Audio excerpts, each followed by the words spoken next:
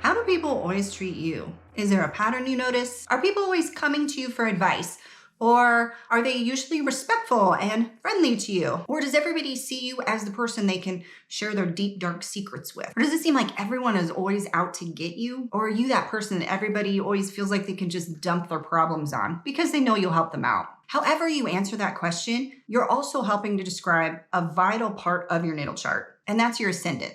And you may know that your rising sign plays a big part in this, and also that any planets near your ascendant or in your first house are also going to weigh in. But when it comes to your ascendant, there may be one big thing you're overlooking: your chart ruler. Every sign in the zodiac is said to have one or two signs that rule them. And with your rising sign, this planet or planets are given the special title of ruler of your chart. They're considered extra significant for you. And some astrologers even consider it to be as important as your sun. And because this planet is tied to your ascendant, you can kind of think of it as an extension of it. It's like your ascendant's ambassador in a different country. And wherever it sits in your natal chart is going to add a little shake of its own flavor to how you express your ascendant. How you interact with the world and how the world interacts with you is going to be partly shaped by the sign and house that your chart ruler sits in as well. I mean, humans are complex, and the condition of your chart ruler is going to add another layer or more dimension to your ascendant. So how can you gain more insight from your ascendant and its chart ruler? Before we get to that, we have an article on our website that goes more in depth into the chart ruler.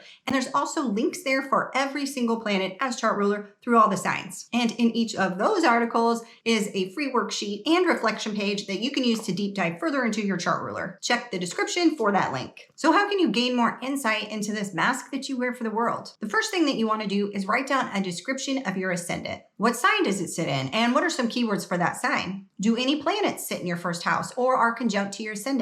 If so, what is the function of that planet and what would it want from your outward persona? Step 2 is to figure out your chart ruler or your chart rulers. Here's a quick rundown. If Aries is your rising sign, your chart ruler is Mars. With the Taurus rising sign, it's Venus. For Gemini, look to Mercury. And for Cancer, your chart ruler is the Moon. With the Leo rising sign, your chart ruler is the Sun. And if your ascendant's in Virgo, Mercury is also your chart ruler. With a Libra rising sign, it's Venus. With Scorpio, you have two chart rulers. You have Mars as your traditional ruler and Pluto as your modern ruler. For Sagittarius, Jupiter is your chart ruler. And for a Capricorn rising sign, look to Saturn. With an Aquarius rising sign, you also have two chart rulers, with Saturn as your traditional ruler and Uranus as your modern ruler. And with the Pisces rising sign, again, two chart rulers. You have Jupiter as your traditional ruler and Neptune as your modern ruler. The next step is to locate this planet in your natal chart. So what sign does your chart ruler sit in? What are some keywords for this sign? What are its motivations and tools and style? What house does your chart ruler sit in? And what are some areas of life that it's tied to? If you have two chart rulers,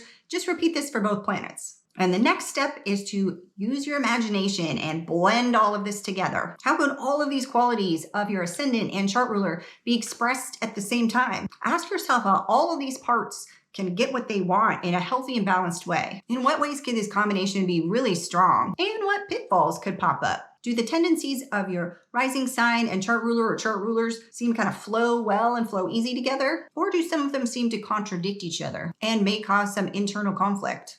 And now that you know a little bit more about your chart ruler, don't stop there, because your natal chart may have one more feature whose importance rivals even that of your sun. And you can find out what that is in this next video. So have a great day and take care.